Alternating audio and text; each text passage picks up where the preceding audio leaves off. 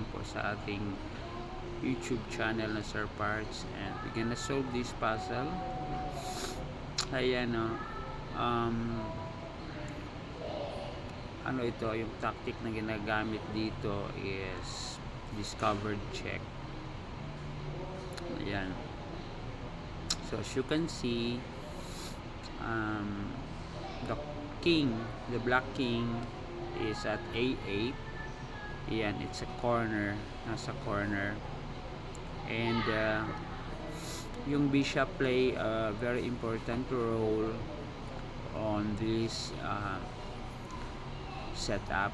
Why? Because the bishop will try to cover and it will create an open check or discovery check on the king. Therefore it would have a mate. So shout out to all our friends in this particular group. Sai Peralta, who else? There were plenty of people, James Bergman, Greg Pinpin, Ivaka Columbic. Yan. So Greg Pinpin got a correct answer, Pinch 8. Also Ivaka and Sammy Bishop D6 would not is not a correct answer, Sai, but it's okay. Continue solving puzzle. You can learn from it.